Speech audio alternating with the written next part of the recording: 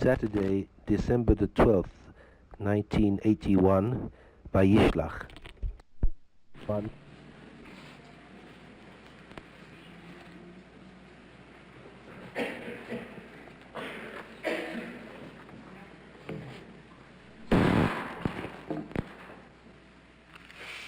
On page 125 in the Chumashim, verse 4, chapter 33 of the book of Genesis.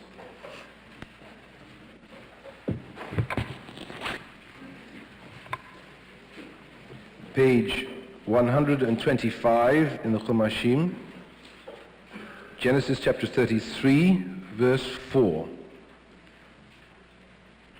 Vayarotz Esav likato vayichabkehu, vayipol al tzavarav vayishakehu vayivku. Esau ran to meet him and embraced him, fell on his neck and kissed him, and they wept.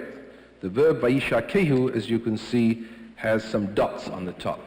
I wonder whether the congregants on the side and the rear would come and sit up in the front so we could have a more informal discussion of the Torah portion.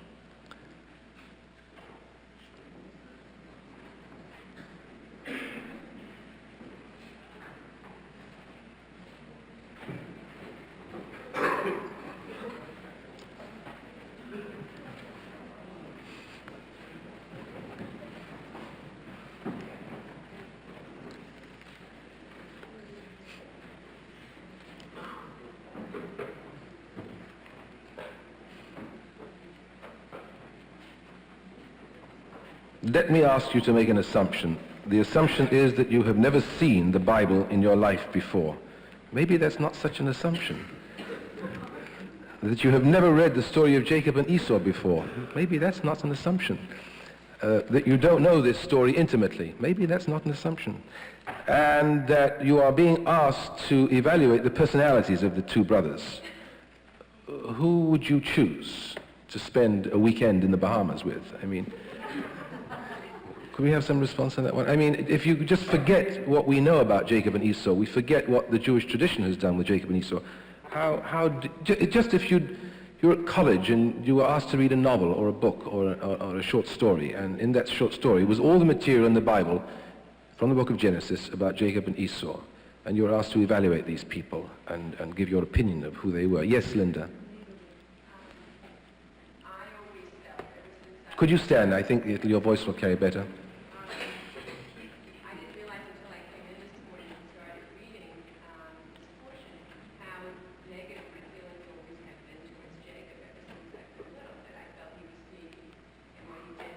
I'm sorry, I didn't hear that. Sneaky. S-N-E-A-K-Y. Sneaky. In describing his birthright, and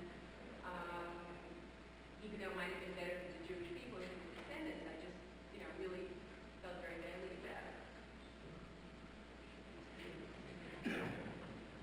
it. Is that the only response in the congregation to this examination? It's a good thing this is a synagogue and not a class, isn't it? Anybody have any feelings about Jacob versus Esau or Esau versus Jacob? Do you agree with Linda or do you disagree? Yes. I think it goes pretty much to the heart of the basic ambivalence I have. I don't speak for anybody else. No one here speaks for anybody else, including me. Right, very good. This we. Right. Reconstructionists have to be very careful about that, yes. Very good. The ambivalence of being good, so-called good, and so-called antisocial or self-oriented. And I think that I've never come to terms with why we've had this ambivalence built in almost from the beginning. I think it goes into all the discussions that have been going on for so many weeks here about the struggle and whether evil or selfishness or outside of society orientation is really so bad that maybe this is a very clever way of again saying you have to have a certain regard for yourself and you can't just look out for Who is looking after himself here? I'm not quite sure. Well, Let us speak. You can talk afterwards. Yes. I think Jacob is because he's had a mantle put on him since he was a child when he's supposed to be all loving and accept this concept. And I have all these years of being brought up with these concerns. And yet, I think he has a very human attitude. I have to protect my own, myself. And Esau, for all our assumption, our perception that he is so very, very concerned with his power, when the moment comes, he's the one who steps forward and kisses at Jacob. So that it's truly a confusion for me that continues. You then disagree with Linda. You don't think Jacob is sneaky. You think Jacob is trying to fulfill the first part of Hillel's injunction, Emein anili mili. If I don't stick up for myself, nobody will. Thank you very much. Yes, Warren. First, I think Jacob was... Warren, could you stand? I'm sorry. I think your voice will carry better. I believe Jacob's approach to this thing was first one of timidity and then diplomacy, but really maybe try to make up for things that happened in the past. He was maybe embarrassed and truly concerned that now he had the confrontation on what had happened many years earlier, whereas Esau was somewhat magnanimous. I mean, the Bible commentators say, well, it didn't mean the birthright did not mean that much to him, but I think that's not really true. The truth is that Esau was really his father's son. He loved his family. And Jacob was his brother. Jacob, on the other hand, was approaching him on a basis that this was his enemy. He was afraid that he would slaughter him, sent gifts in advance, everything else, and as I say, appeared to be diplomatic, but really I think was groveling. He was Groveling. groveling. I never thought of that before, and it's a very interesting point that in a sense, Esau clearly in the text embraces Jacob, and therefore, in a sense, Jacob was being paranoid on some level. He was prepared for, almost as if one says, well, what was going on inside Jacob? If he could be so careful about what was going to happen, one wonders what his really deep-lying sentiments were about his brother. Never mind the other way around. What about how Jacob felt about his brother? So I never thought about that point before. It's very interesting. Myron? I agree with Linda so totally. I am an Esau lover. As far as the story is concerned, of course, you read the rabbinical literature. No, let's not get to that. I specifically said the biblical story. There's nothing wrong with these stories. A wonderful character. Look, I looked at what Jacob did. The only threat that we have in this story is that Esau is going to come with 400 men to Jacob to meet him. And that's the only possibility of the threat that we know of in the story is outlined here. And what does Jacob do? He divides his camp up into two. He sets up this set of gifts which are going to be coming in droves. And each one of them, I think, has a herdsman is supposed to say, as Esau approaches, who is this from? This is from my master, and he's right behind us. And it always struck me that right behind us meant that if he met the first one, and he let him go, and attacked the second one, the second drove, because he thought Jacob was right there, all those people would be killed and so on, and Jacob would know he was in a bad situation. And I never liked people who put other people up front. It's like the lieutenant has said, you go ahead and fight. Go ahead, Sergeant, lead the troops. And Jacob is all the way behind. He's not involved in this at all. He has sent at least 7 sets of shepherds and flocks and so on to do his dirty work. Esau, on the other hand, greets them effusively, as is described. There is one other thing which I noticed, and I haven't had a chance to check. For all of Jacob's loving in this whole story here, where he meets Esau, he does not ask about his parents. Not once does he ask about Isaac and how he is doing. For 20 years, as far as we know, he has had no contact. He knows nothing about them, whether they are alive or dead or anything else. And here he comes back over here, and he doesn't even ask Esau, how are my parents, how are they doing? Thank you. Ethel? I don't think you have much choice. Can you stand here? I think your voice will carry more. I don't think you have very much choice between these two. Between the two of them? Yeah, but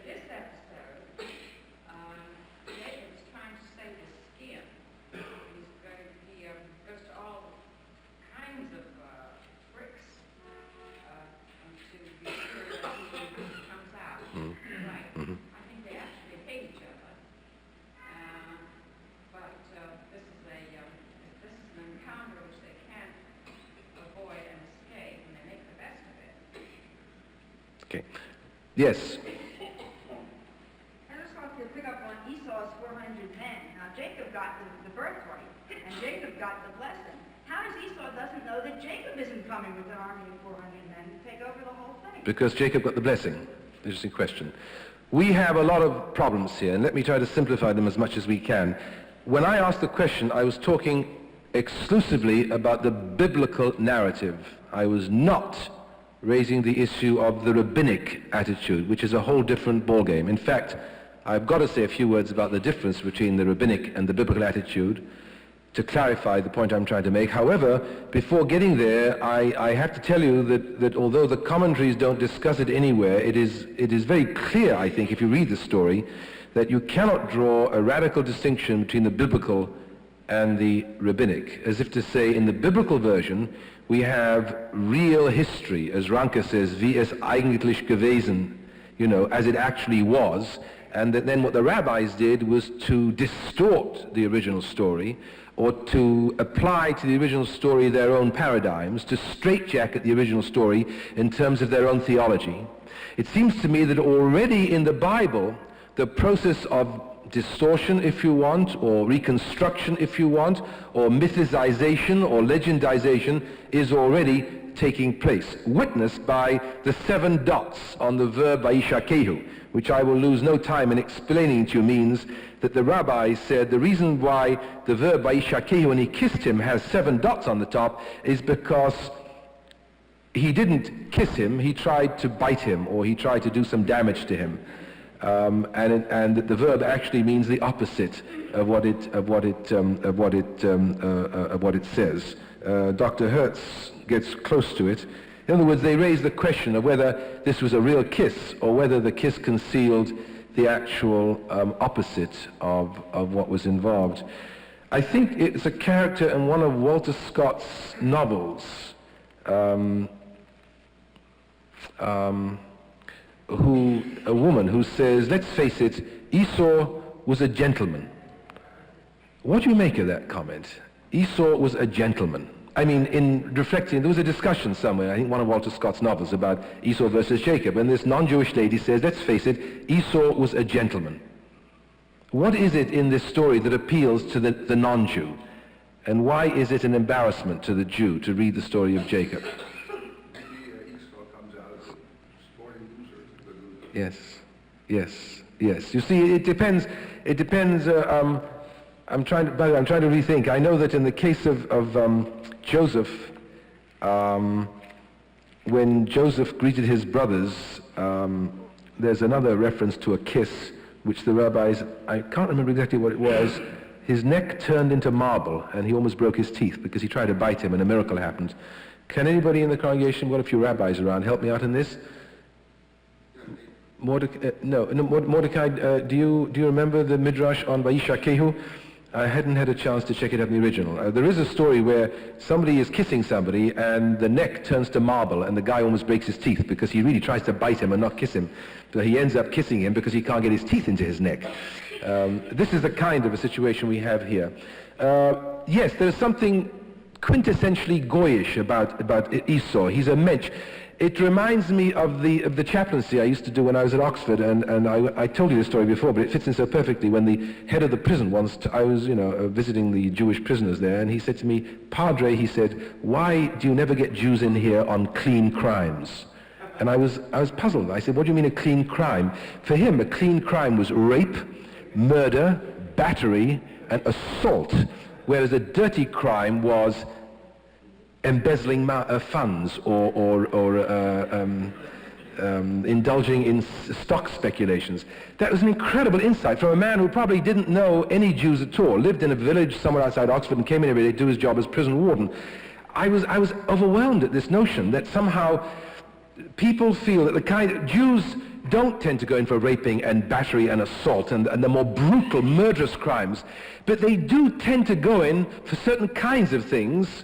And somehow, is it my imagination that already in the story of Jacob, in the Bible, before we get anywhere else, we have some of the syndromes that non-Jewish people find so irritating about Jews? Is this just my personal anti-Semitism, Or does anybody in the congregation respond to this?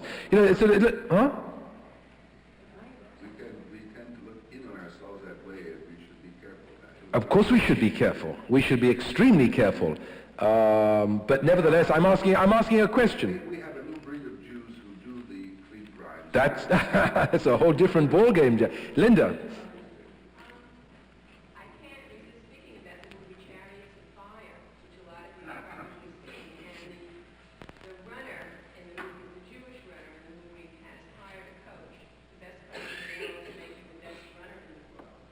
And a couple of his, the Dons in Oxford are discussing just why they disapprove of this, and they call him in, and he doesn't really understand, and they try to explain to him that gentlemen just don't do that. You're an amateur sport, you don't hire a coach, whereas he's Jewish and he believes that you do the best you can, and if you hire the best you can, that can help you get ahead. And they consider it a very ungentlemanly thing to do. I thank you for the example, Linda, and I would equate that example with the methodology that Jacob applies to increasing his flocks. On the surface, there's nothing wrong with what Jacob does and we don't even know whether it works in terms of raising cattle, to put certain images in front of the animals so that the animals will be thinking about certain images when the animals conceive. I mean, the whole thing is slightly ridiculous, but nevertheless, there's something slightly fishy about the way in which Jacob's crops improve. It's legal, but it's just a millimeter below the level of legality. And that is the kind of an issue that is being raised in Chariots of Fire. And that is the kind of thing that Jacob does when he steals the birthright. Is it really appropriate when your brother is dying of hunger to say to him, well, you can have some food, but... I mean, in other words, would a contract hold up in any court of the land where somebody had made somebody agree to something under physical duress? I really wonder, I raise a question whether a warranty or any kind of a guarantee would hold anywhere with that kind of a thing. There was, what I'm talking about is something that happened a few weeks ago in a program of I'll get the name of the comedian wrong, so Adam, will you please tell me whether it's Steve Martin or Joe Martin or David Martin or David Allen, what was he? Dave Allen. Okay, so Dave Allen we went to see Dave Allen, and he's a real funny comic. You shouldn't miss him next time round. And what he was saying about the Catholic Church and the Pope is nobody's business. There's going to be a black Pope. His name is going to be Leroy II. I mean, anybody who was black really would have had every reason to be upset. But of course, the bulk of the audience were probably Jews going to the theater on Saturday night. Then he brings out 3 glasses of champagne, and he gives it to an obvious-looking Jewish guy in the 3rd row. And he gives him the glass of champagne. He says to him, "Don't sell it." Now you see, how are we going to react to that? The Anti-Defamation League would probably start litigation. It was no worse than any of the jokes that he'd been making about black people or Poles, and certainly about Catholics. What he has to say about Catholics is unbelievably cruel. It really could not be described as an anti-Semitic joke. People laughed. I don't think anybody could have got up and walked out as if they had really been insulted. But there is this feeling that the humor from the standpoint of the Jew is, don't sell it. In other words, don't do what Jacob did. Don't parlay one sheep into 5,000 sheep. I really would like to be corrected if my imagination is leading me astray.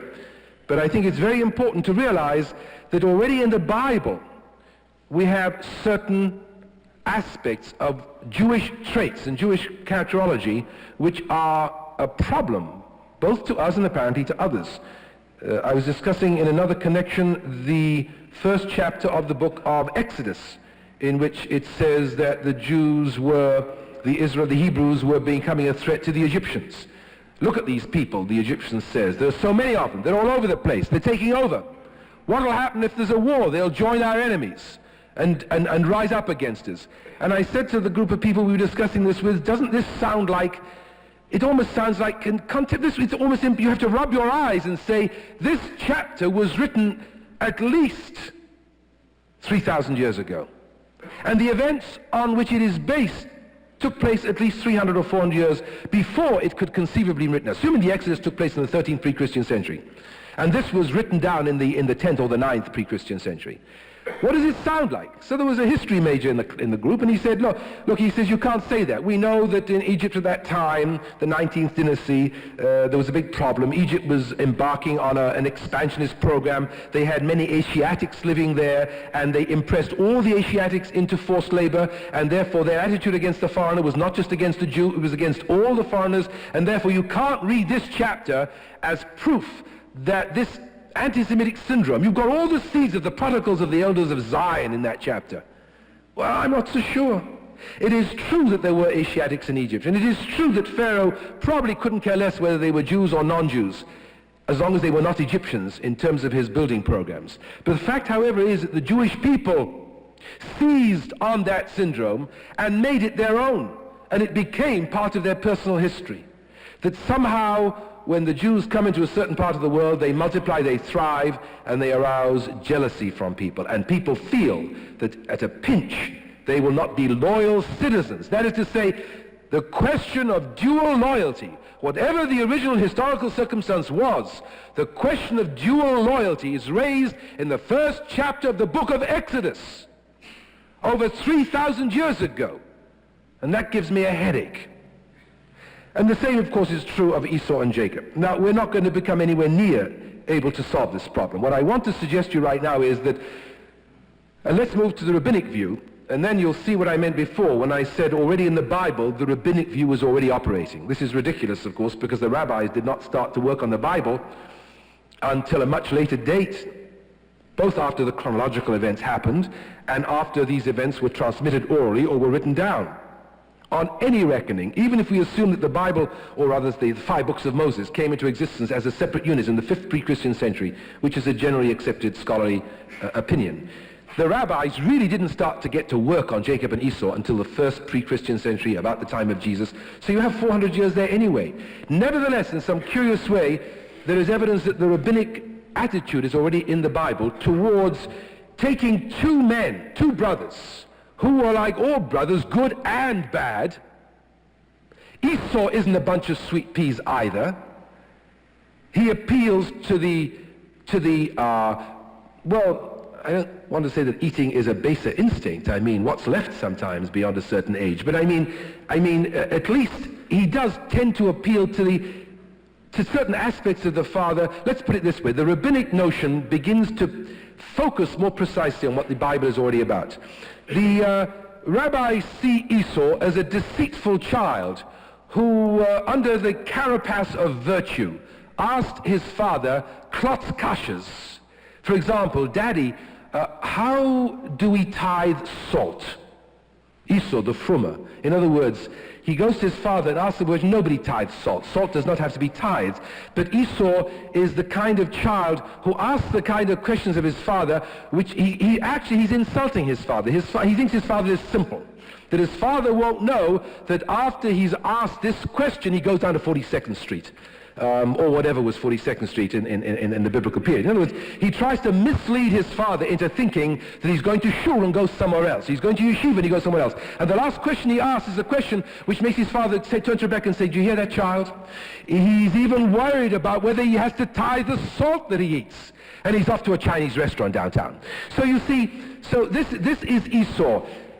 As before the children are born, the rabbinic comments give this total split. The children wrestle within Rebecca's womb. What does it mean, the rabbis say, the children wrestle within the womb? This means, what was the fighting about? Why did these unborn babies fight in Rebecca's womb? The answer was, when Rebecca passed by a house of ill repute, like a brothel or a bar, Esau tried to get out of the womb. He couldn't wait to start living it up. And when they passed a shul, not a reconstructionist shul, only the real thing, or a place of learning, Jacob tried to get out. He couldn't wait to start doing his good deeds. I mean, how far will the rabbis go in order to make this division of Jacob all good and Esau all evil? In rabbinic tradition, moreover, as evidenced by the choice of the Haftarah this morning, Jacob and Esau becomes Israel and Edom, because Esau was from Edom, was from Idumea. Edom, as you must know, becomes the symbol in Jewish tradition for everything that is negative, destructive, poisonous, virulent, vicious in the Gentile world. As a matter of fact, to be perfectly frank, very often the Jew sees the world as consisting of two camps. One, the Jews, and the other, the others, and the others are Edom, which is the equivalent of Hitler, Torquemada, everybody who ever persecuted the Jews. Now, the question, of course, has to be raised whether when you are in a position of weakness and dependence, your own interests are best served by splitting the world into two radically opposite groups. Now, I don't want to raise the question about the PLO and Israel because it's a very difficult problem. And apropos of nothing at all, I think all of us must have been infuriated this morning with Alexander Haig's idiotic comments that we are starting to get tough on terrorists now because they are after American officials. Had America felt that way at the Munich sports games when Israeli sportsmen were killed, or the first time assassinations began to take place in the Middle East, maybe President Reagan would not be so worried about losing his life to hide assassins. The fact is the world condoned assassination as long as it was Jews. I almost asked for an aliyah this morning and said Asher Bachabanu, because one wonders why it's only when American leaders are threatened by assassinations then it becomes tough. You know, it's like an aeroplane went down in the Andes last night, there were no Americans on board. The kind of an insult to humanity when we place our own leaders on a higher level of virtue or value from others. At any rate, that wasn't the central issue of the PLO. The central issue of the PLO is if we continue to make a radical distinction between Israelis and Arabs, does it serve our purpose? Are there any moderates? Can we talk to such moderates? Is it worth our while to believe that there are moderates, and perhaps even if there are not moderates and we believe that there are moderates, perhaps moderates will come into being?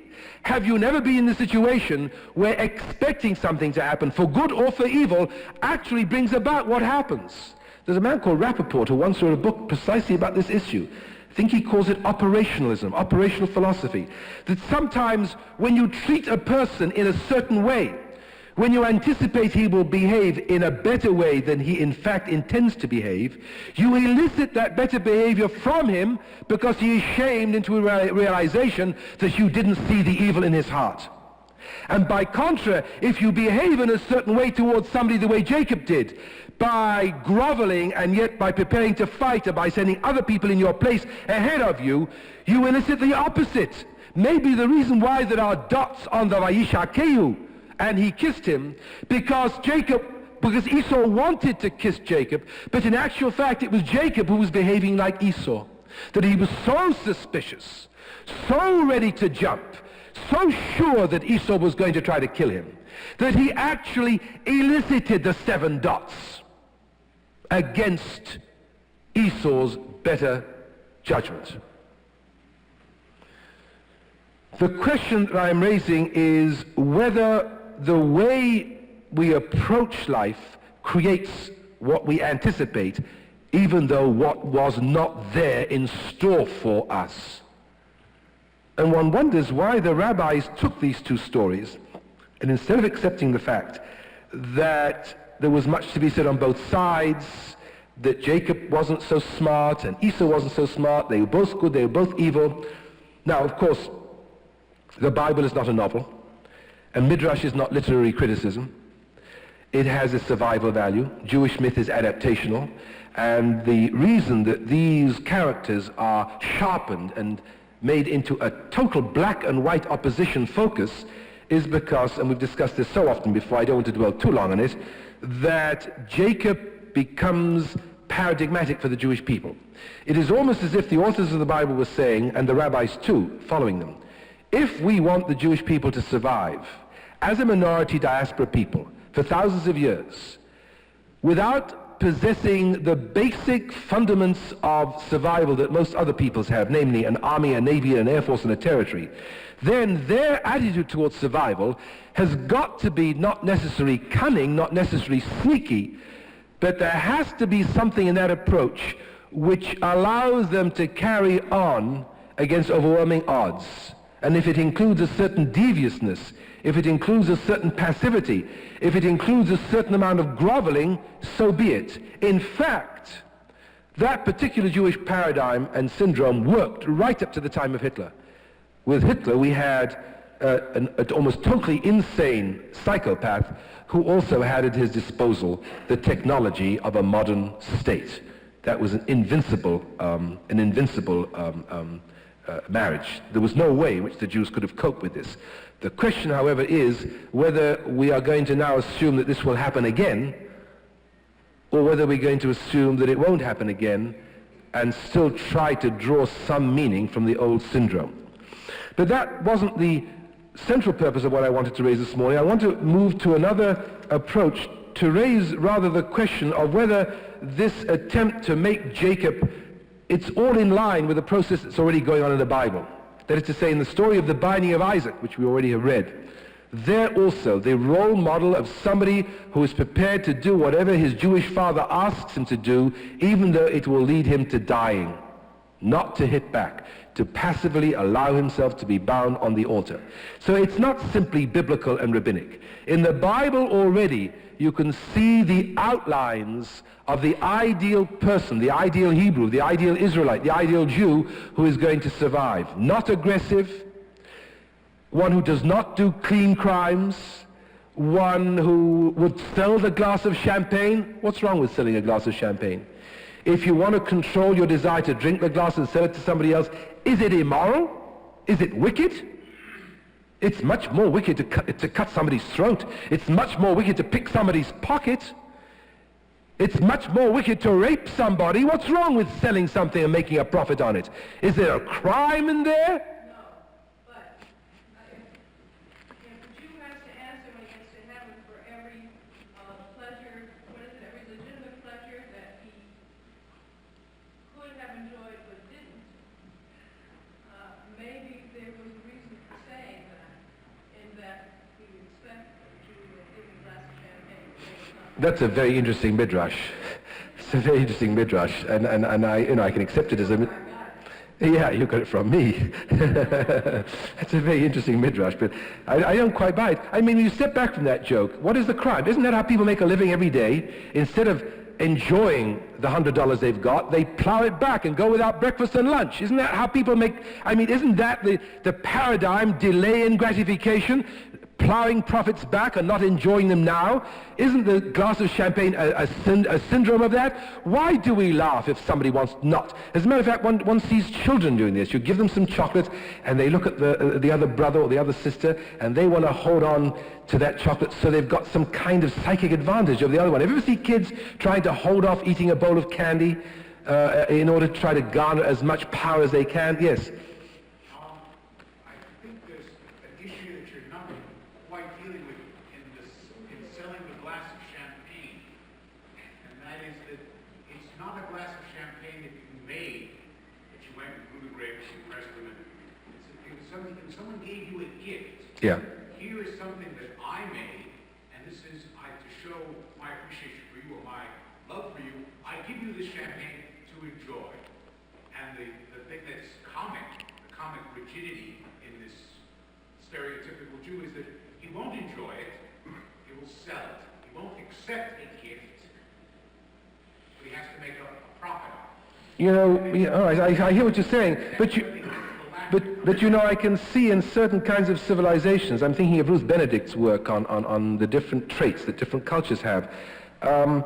If I remember books about religion and the rise of capitalism and theories about the rise of capitalism, I really want to come back to this point again. I don't see anything wrong if somebody gives me a glass of champagne and I have a need to invest that money rather than drink the champagne, much as I love champagne, because I'd rather wait for 10 years and buy my own champagne and I want to sell this glass. I don't know why that should be funny.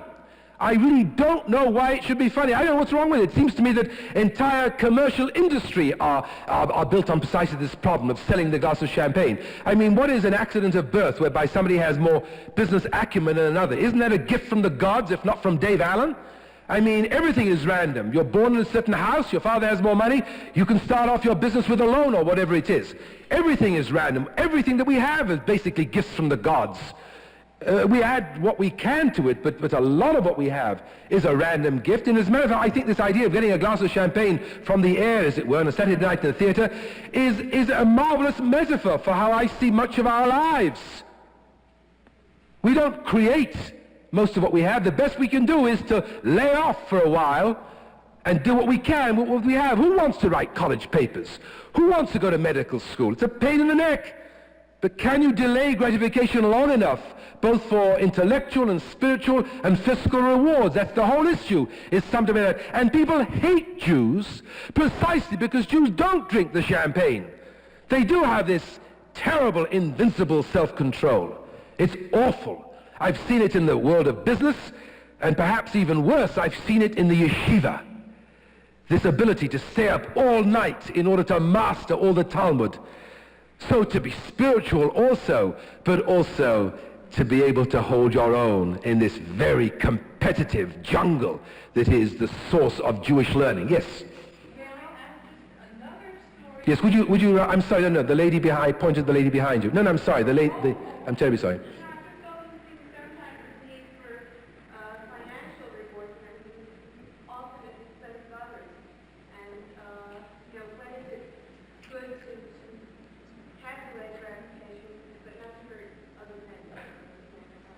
But did I say anything that indicated this man was going to sell the glass of champagne and hurt other people? He's going to start a sweatshop or something? We're working together here. And then, please, just a moment, Jean. Yes. No, please, just one more. Yes.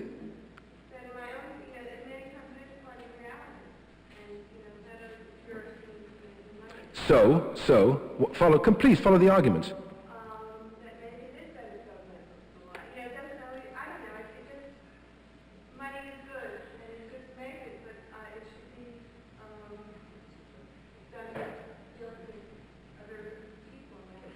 Yes, I like the sensitivity of what you're saying, but aren't you aware that the same thing could be true of the gifts of the mind? I mean, does everybody who has intellect, does everybody who has ideas, does everybody who is brilliant use that creatively? Don't people who have ideas and minds often use those minds and ideas to the detriment of other people? Is it honestly true from an objective point of view over history that business people inevitably and invariably do more harm to their fellow men than the ideologues without a penny to their name, whose ideas cause... I would maybe think that there's a good argument for saying that the ideologues have caused more harm. After all, the businessmen are more or less busy making money, and it's true they underpay people and they cause rickets and heaven knows what else, but they don't sit in a Manchester library and create and write a book called Das Kapital, which leads to the destruction of almost... which could lead ultimately to the destruction of an entire universe. Yes, somebody has had their hands up. Yes, Joel.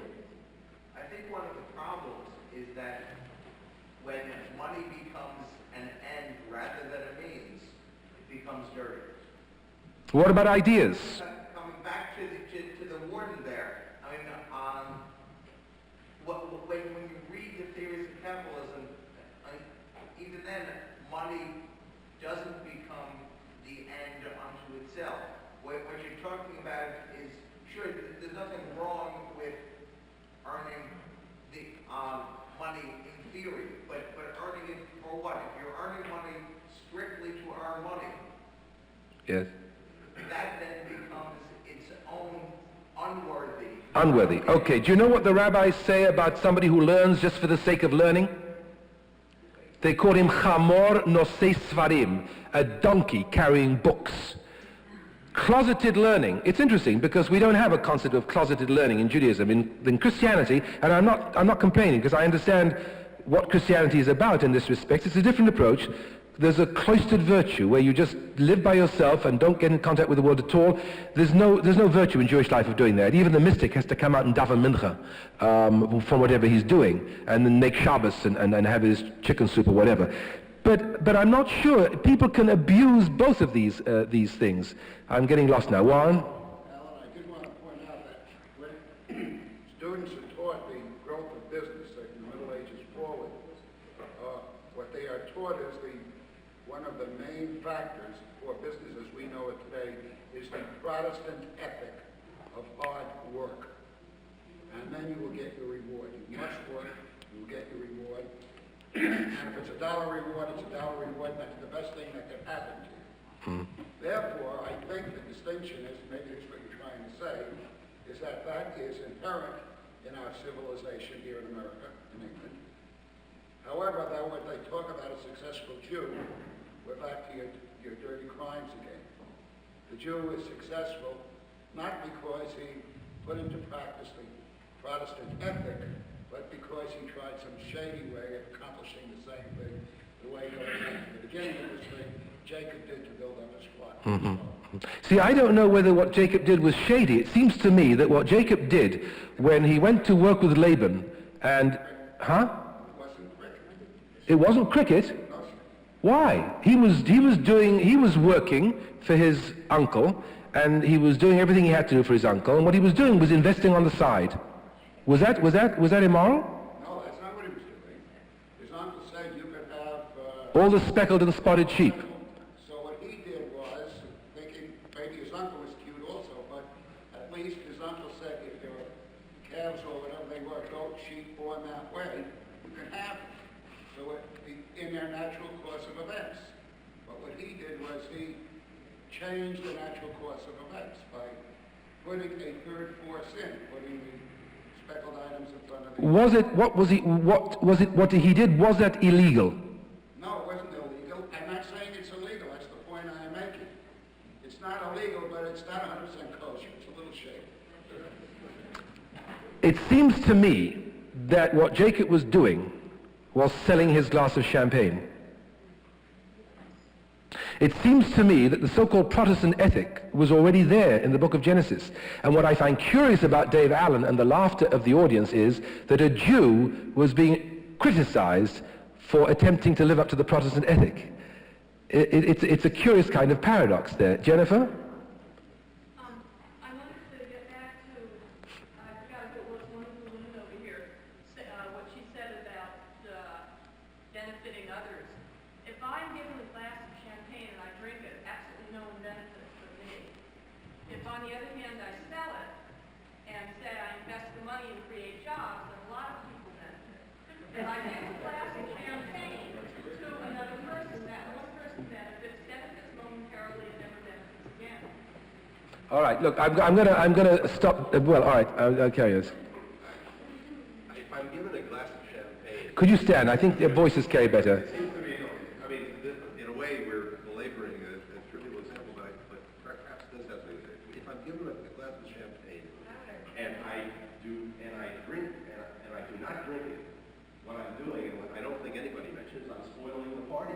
And this is what the Jew is doing. And the question of whether who profits, whether it's greater gains, that's irrelevant. I am spoiling the party. I'm taking myself out of the community. And that is, I think, the crux of the David Allen show. Because they were landless capitalists. Yeah, but the point is, one of the things you'll hear people say, Jews won't drink socially, okay? And this point was made by anti-Semites. You know, they will not engage in the kind of behavior that would tend to bring them into the community. My God. And that's also behind that. Yes. Do you know, I'm telling you, you just remind me of something. I don't know where I read it. I think it was in the New York Times yesterday about, please correct me if I'm wrong, about certain business high executive positions are not given to Jews because, just a moment, because Jews don't belong to the clubs that non-Jews counterpart belong to, and most of the business deals are clinched not in the executive board suites, but over golf games and over drinking. And therefore it's bad for business. Where did I read this? Did anybody else see this? And therefore it's bad for business to appoint Jews in high places, to which the newspaper said, but this is the wrong way around. What you do is you open up clubs to everybody so that Jews also can clinch deals over golf, but which was rather a naive way of putting it, because obviously people always prefer to drink with themselves. Am I the only person who read this? It was in the New York Times yesterday, wasn't it?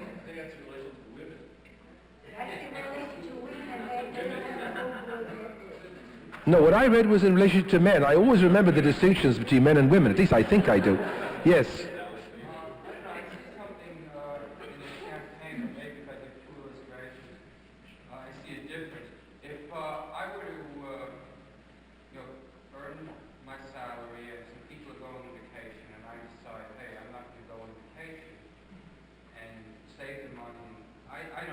see that somehow as positive.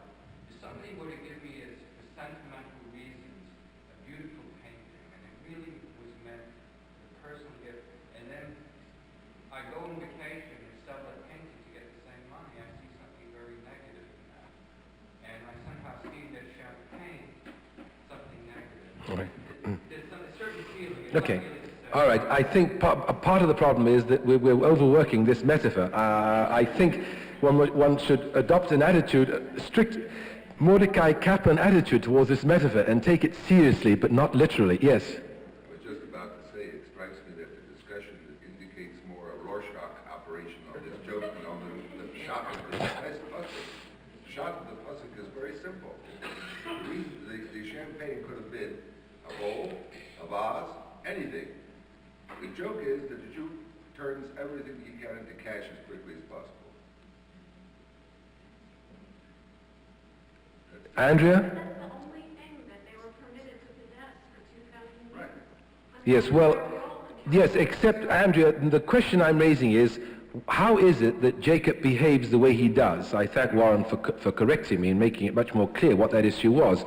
It was legal, but it was a kind of behavior that people would resent. It seems to me that Shakespeare in The Merchant of Venice picks up the same notion and applies it against the Jew. Shylock asked for a pound of flesh, but how do you get a pound of flesh without drawing blood? In other words, the Christian in The Merchant of Venice behaves in a way in which the Christians regard Jews behave. That, I think, is the point of that. In other words, you say you'll only take the speckled and the spotted, but you'll find a way of magnifying those by certain legal but rather close to the bone methods. We will let you have your pound of flesh, but we're going to be very legal and strict with you. You're not allowed to remove a spot of blood at the same time. Yes, I want to try to shift the focus. Go ahead. I think historically the fact that we're not going into account here is the prohibition against party interest that amongst Christians. And I think that the fact that Jews always had that ability, that was the turning money, making money off essentially nothing. All right, look, I hear what you're saying, but I want you to hear what I'm saying. I'm asking how it is that Jacob looks so contemporary in some respects, both positively and negatively, as we read the story of his life in the Bible, which after all said and done was written a long time ago, before the issue of usury was even thought up. The laws about usury had not yet been given.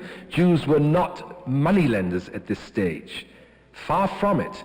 And yet somehow the authors of the Bible have read a kind of a picture in there which we recognize contemporary, as they do in the first chapter of the book of Exodus. I want to shift focus slightly and move to a completely different point of view in order to come back to this notion. And incidentally, of course, the verb vayishakehu symbolizes what we're talking about. Here is a verb which meant that Jacob kissed him, which the rabbis interpret as he tried to bite him or he tried to destroy him. There's 7 dots to indicate that don't trust a Gentile kiss, or don't trust an Esau kiss. You know, it looks like a kiss, but it's not really a kiss. In the end of the 19th century, a scholar by the name of Codrington studied the lives of the Melanesians and the Polynesians and came to a remarkable conclusion that they had in their religion something which he had not recognized in any other place, a belief that the universe was full of a certain kind of power or force or energy which the Polynesians called mana, M-A-N-A. I think everybody who's taken a course in anthropology at school will have come across this notion. If somebody was asked how it is that that man is so powerful, the answer was, it's mana.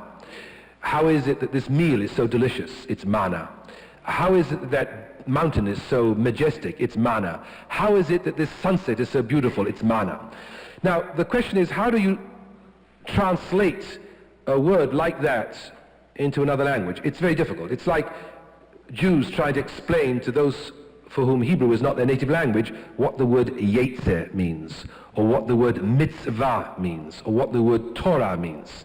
All you can do really is to give it an ostensive definition and watch the way the word operates. Later it was discovered that many, many primitive tribes, Indian tribes, had the same kind of notion.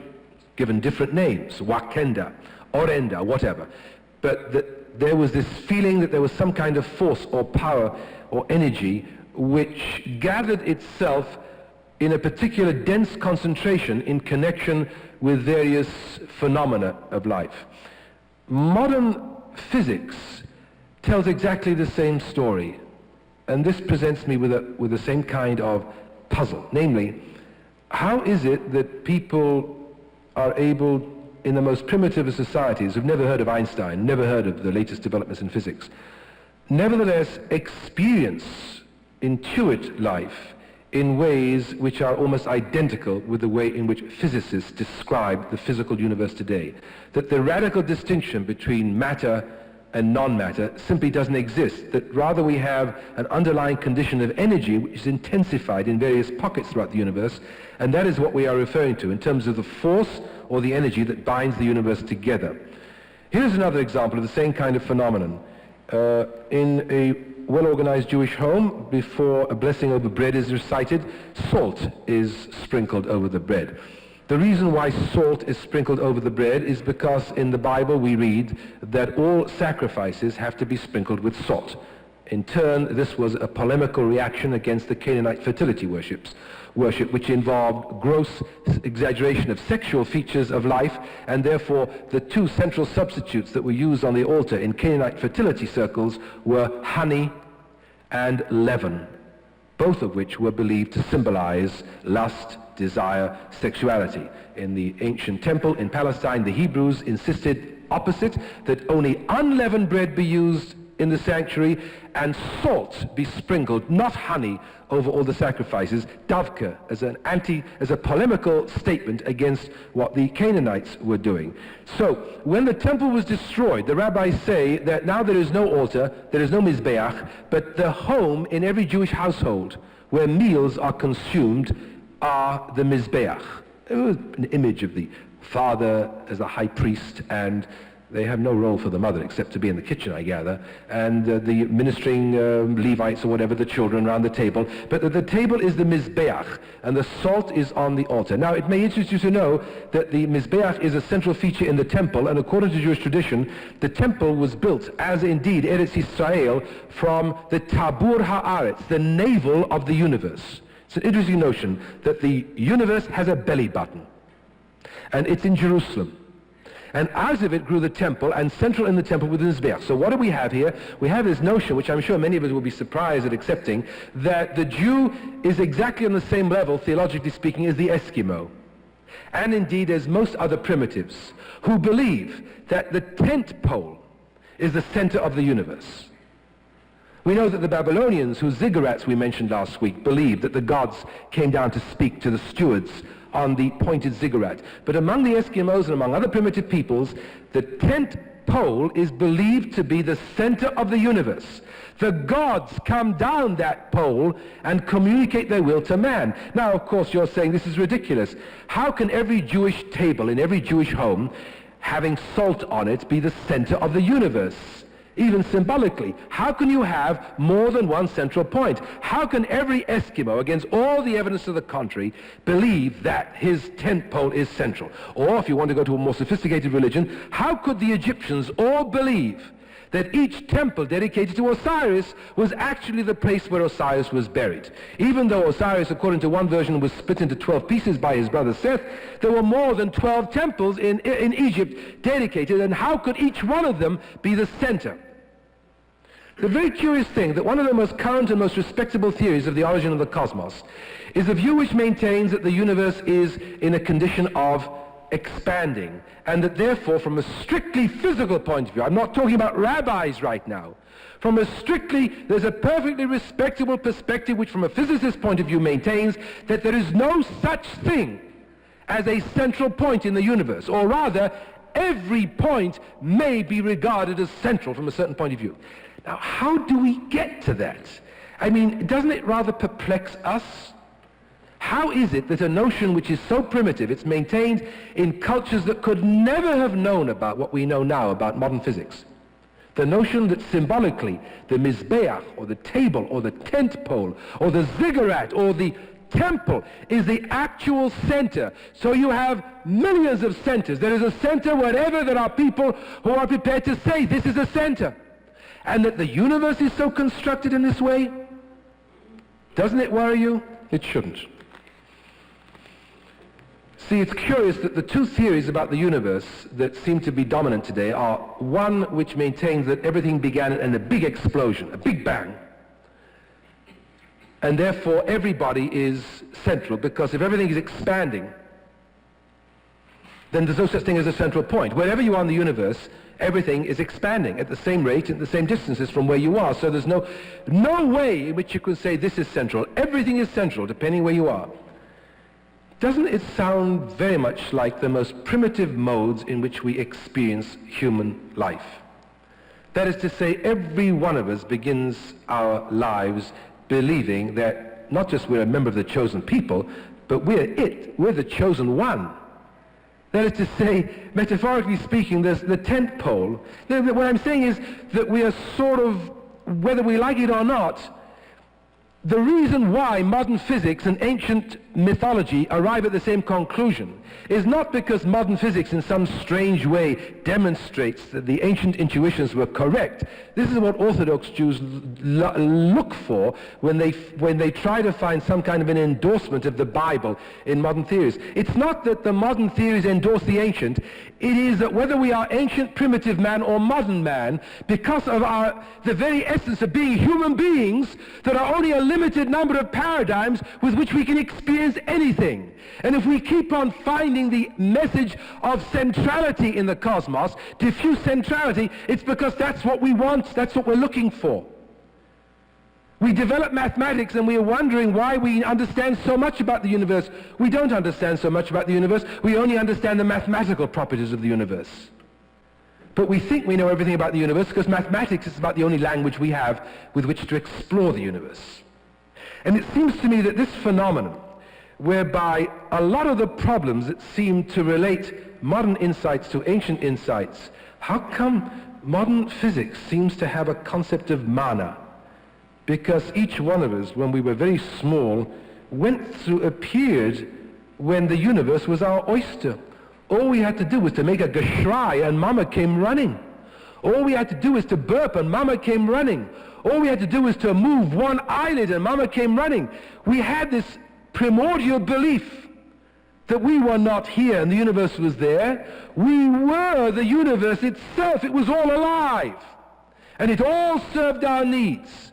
Is it surprising that even physicists, and one can understand people who write myths to have come to that conclusion, but is it really surprising that even physicists, and there's a great song and dance being made today about books like the Dancing Woolly Masters and books like the Tower of Physics, which somehow demonstrate to the doubters that modern physics and ancient religion both tell the same story. Whereas in fact what is going on, that human beings are trying in their own helpless way to understand a universe which is basically closed to them, because the only way they can understand the universe is by the tools that they themselves have created. If you'd been to synagogue early enough this morning, you'd have heard the cantor recite the sentence, Bidvar Adonai, Shamayim Na'asu. The heavens were made at the word of God. And that's exactly true if we understand God in a Reconstructionist sense to mean an expression of the group that created the Hebrew language. We create the very language which gives us the reality, which we then proceed to explore and get terribly excited if we find our own shadows reflected back. Jacob and Esau. It's not only because the Jews needed a role model. They wouldn't have needed so many midrashim. They would not have needed to devote so much enthusiasm and intensity to blackening Esau and whitening Jacob. The point could have been made much more easily.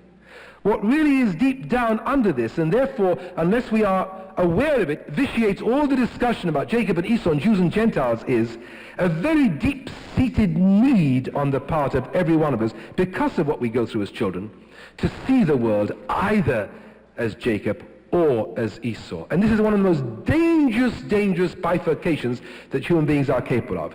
It's the kind of approach that leads us to speak about all Germans as being bad, and no PLO as being no Arabs as being moderate, all Orthodox like this, all Reconstructionists like that. We miss the finer points, but worse, we generate the confusion we try to avoid. We bring about the negative processes that we think we are trying to minimize, but in fact generate by our behavior. The understanding of the story of Jacob and Esau, whatever else it does, and one of its main points is to show that from the earliest times, Jewish tradition, in order to make the Jewish religion adaptational for Jews, stressed the virtue of weakness against the virtues of strength. A hunter, a fighter, a man with biceps could not be the role model for the Jew. The role model for the Jew had got to be Jacob, a simple man dwelling in tents, which of course the rabbis interpret as the yeshiva of Shem and Ever. Tents equals yeshiva. Jacob is the pale-faced, long, white-fingered young man, the Chossenbacher, waiting for a shidduch, who isn't going to go out and look for himself, who devotes his entire life to being a devout, pious Jew. All that is there. But in addition, something else is there, which is very dangerous. Dangerous for Jewish tradition as well as dangerous for modern life. This internal desire which each of us has to fight every single day of our life, because it comes from the very origins of our beings as individuals. To see everything as black or white. Those who satisfy our needs are good. Those who satisfy our needs immediately are good. Correction. And those who do not satisfy our needs immediately are not good. There is a heavy burden in the biblical and the rabbinic interpretation of Jacob and Esau, which has to be modified somewhat. It isn't as simple as it looks. Yes, for purposes of survival, Jacob had to be written up. But I think some of the points that Linda raised at the very beginning of our discussion, there was a sneakiness to Jacob. There was a certain cutting corners to Jacob. The question is that the way that powerless people behave?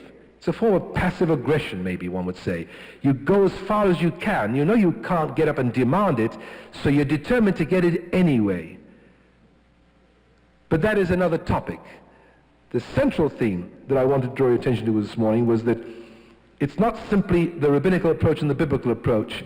From the very beginning, Jacob and Esau were objects of fascination to our ancestors, primarily because when you're talking about two brothers, everybody wants to get their own bit in, because most of us, of course, have the experience of siblings, and if we don't have them ourselves, we fancy having one and dream about them, so it adds up to the same thing. And that is what we have to modify. Going back to the glass of champagne, I laughed. I thought it was funny. I didn't think he was anti-Semitic. The fact of the matter is that Jews do tend to behave in this kind of way, but they also tend to win Nobel Prizes. They also tend to be among the most self-effacing and the most idealistic and the most giving of human beings on this globe. One thing doesn't cancel out the other. Perhaps whatever else Reconstructionism can introduce into the understanding of the Bible, it can understand and introduce an understanding and a recognition that the sharp chiaroscuro of the Bible was deliberate on the part of the rabbis on some level to make it easier for Jews to survive with role models that were easy to survive with as a passive people. But that over and above that, methinks the rabbis enjoyed their labors too much. They enjoyed too much setting up Esau and setting up Jacob as the good 'un versus the bad 'un. And that is doomed to destruction, because that comes from a deep-seated bifurcation in ourselves that all of us must try to wrestle with every day of our lives. We rise for Aleinu on page 194.